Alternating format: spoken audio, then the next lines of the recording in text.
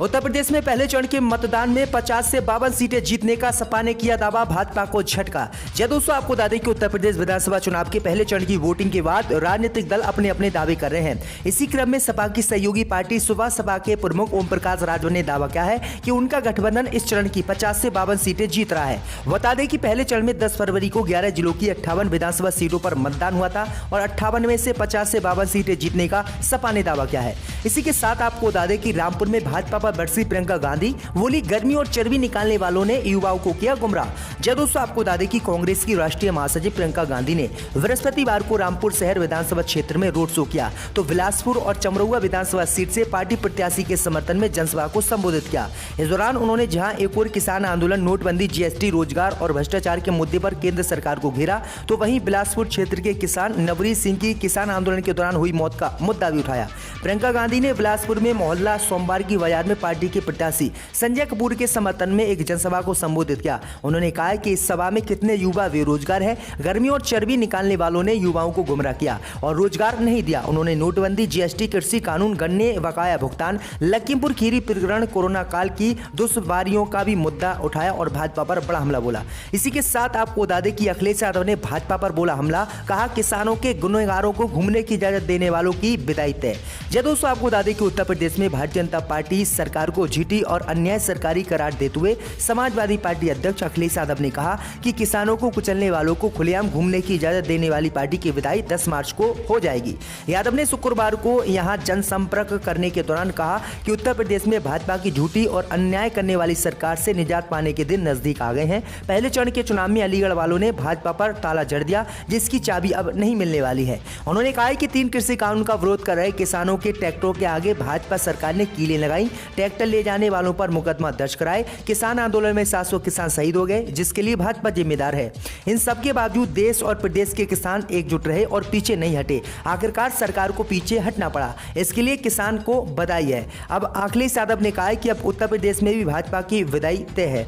इसी के साथ आपको बता दें कि अनुप्रिया पटेल की मां कृष्णा पटेल ने उठाया सवाल, कहा जब मेरा दल बना हुआ था तो दूसरा दल अनुप्रिया पटेल ने क्यों बनाया। जब दोस्तों आपको बता दें कि यूपी के प्रतापगढ़ जिले की सदर विधानसभा क्षेत्र से समाजवादी पार्टी गठबंधन से अपना दल अध्यक्ष कृष्णा पटेल को टिकट दिए जाने के बाद मां के सम्मान में केंद्रीय मंत्री एवं अपना दल एस अध्यक्ष अनुप्रिया पटेल ने अपने प्रत्याशी निवर्तमान विधायक राजकुमार पाल को टिकट न देने के बावजूद रिश्ते में कड़वाहट कम नहीं हुई है। चुनाव प्रचार में प्रतापगढ़ पहुंची कृष्णा पटेल ने शुक्रवार को कहा कि अनुप्रिया पटेल ने उनके सम्मान में नहीं बल्कि हार के डर से ये सीट छोड़ दी है।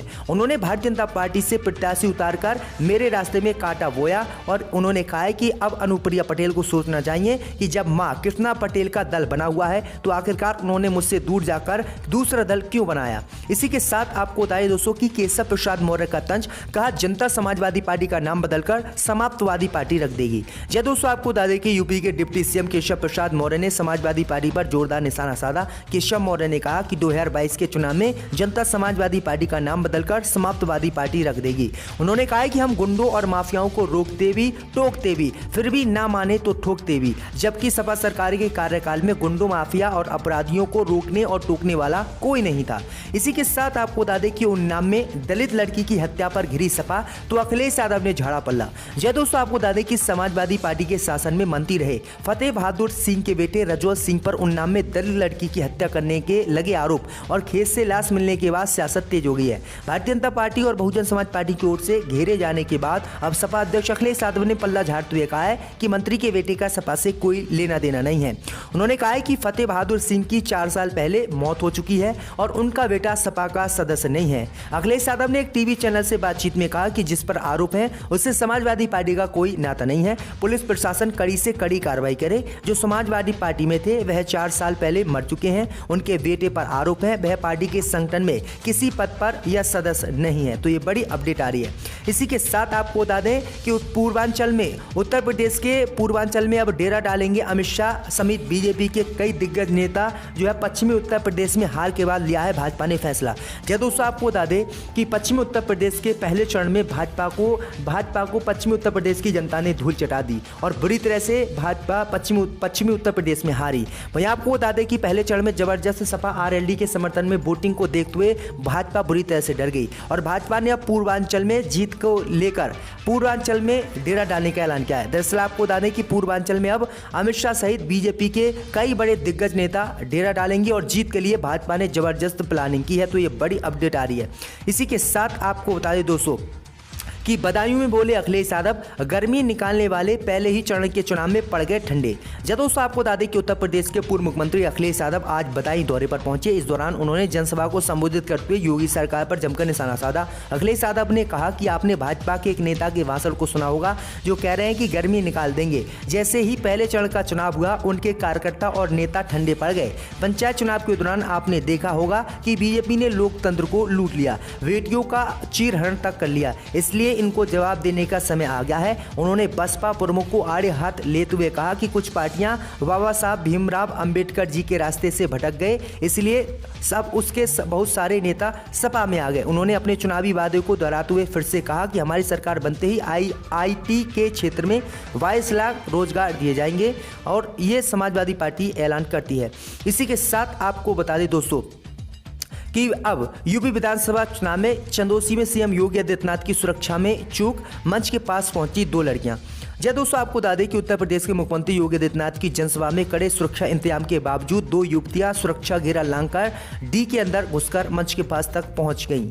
जिस समय ये युवतियां पहुंची, मुख्यमंत्री योगी आदित्यनाथ सभा को संबोधित कर रहे थे। सुरक्षा कर्मियों ने किसी तरह से युवतियों को काबू कर लिया, डी से बाहर किया। चंदौसी के एसएम कॉलेज मैदान में गुरुवार को मुख्यमंत्री योगी आदित्यनाथ जनसभा को संबोधित कर रहे थे। तभी अचानक 2 युवतियां डी की बैरिकेडिंग को लांघकर मंच और डी के बीच के प्रतिबंधित क्षेत्र में घुसकर मंच के पास तक पहुंच गईं। इसी के साथ आपको बता दें कि मेरठ में बीजेपी विधायक संगीत सोम पर एफआईआर, पीठासीन अधिकारी को थप्पड़ मारने का आरोप। जय दोस्तों आपको बता दें कि उत्तर प्रदेश के मेरठ में गुरुवार को पहले चरण के मतदान के बीच सरतना में बीजेपी विधायक संगीत सोम ने पीठासीन अधिकारी को थप्पड़ जड़ दिया। इस मामले में पुलिस ने मुकदमा दर्ज कर लिया है। आरोप है कि बीजेपी प्रत्याशी संगीत सोम ने पीठासीन अधिकारी को धमकाया भी।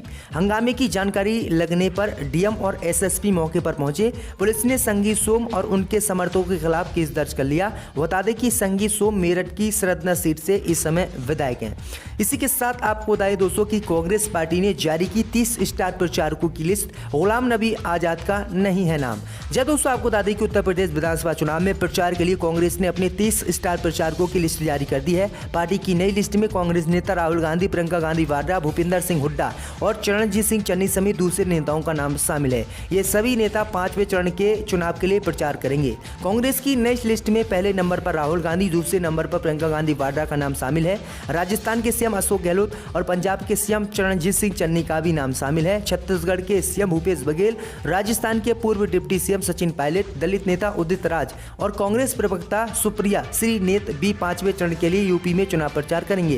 कांग्रेस ने आज 30 स्टार प्रचारकों की लिस्ट जारी की है। बता दें कि यूपी में 14 फरवरी को दूसरे चरण का मतदान होने जा रहा है, लेकिन आपको बता दें 5वें चरण की वोटिंग 27 फरवरी को होनी है। कांग्रेस ने नई लिस्ट में गुलाम नबी आजाद को जगह नहीं दी है। इसी के साथ आपको बता दें कि सीएम योगी का ऐलान, अयोध्या में एक चौराहे का नाम होगा लता मंगेशकर के नाम पर। जय दोस्तों आपको बता दें कि यूपी विधानसभा चुनाव के दूसरे चरण को लेकर प्रचार अभियान तेज है। इसी बीच उत्तर प्रदेश के मुख्यमंत्री योगी आदित्यनाथ ने लता मंगेशकर के नाम पर लता मंगेशकर एकेडमी बनाने का ऐलान किया है। कासगंज की रैली में लोगों को संबोधित करते हुए सीएम योगी आदित्यनाथ ने कहा कि लता मंगेशकर एकेडमी बनाएंगे। इसके साथ ही उन्होंने ये भी ऐलान किया है कि अयोध्या में भी श्री राम को चाहने वाले लता मंगेशकर के नाम पर एक प्रमुख चौराहे का नाम रखा जाने की मांग कर रहे हैं। सरकार ने संकल्प लिया है कि हम उन्हें सम्मानित करेंगे और एक चौराहे का अयोध्या में उनके ऊपर नाम रखेंगे। इसी के साथ आपको बता दें कि यूपी में आज थम जाएगा दूसरे चरण का चुनाव प्रचार। 9 जिलों की 55 सीटों पर 14 को होगी वोटिंग। जय दोस्तों आपको बता दें कि उत्तर प्रदेश में 18वीं विधानसभा के गठन के लिए 7 चरणों में हो रहे चुनाव के दूसरे चरण की 55 सीटों पर शनिवार को शाम 6 बजे चुनाव प्रचार थम जाएगा। इस चरण में अधिकांश सीटें मुस्लिम और दलित बहुल होने के कारण रोहिलखंड का ये इलाका समाजवादी पार्टी और बहुजन समाज पार्टी का गढ़ रहा है। निर्वाचन नियमों के तहत दूसरे चरण में पश्चिमी उत्तर प्रदेश के 9 जिलों की 55 विधानसभा सीटों पर 14 फरवरी को होने वाले मतदान से 48 घंटे पहले चुनाव प्रचार आज शाम 6 बजे रोक दिया जाएगा। दूसरे चरण के चुनाव वाले 9 जिलों में पश्चिमी उत्तर प्रदेश के अमरोहा, सहारनपुर और बिजनौर जिले शामिल हैं, जबकि रोहिलखंड के रामपुर, संभल, मुरादाबाद, बरेली, बदायूं और शाहजहांपुर जिले हैं। उल्लेखनीय है कि चुनाव आयोग द्वारा 8 जनवरी को घोषित चुनाव कार्यक्रम के तहत दूसरे चरण के मतदान के लिए 21 जनवरी को चुनाव की अधिसूचना जारी हुई थी। इन जिलों की 55 सीटों पर 586 उम्मीदवार चुनावी मैदान में हैं। जातीय समीकरण को संतुष्ट करते हुए सभी दलों ने हर सीट पर फूंक कर कदम रखते हुए उम्मीदवार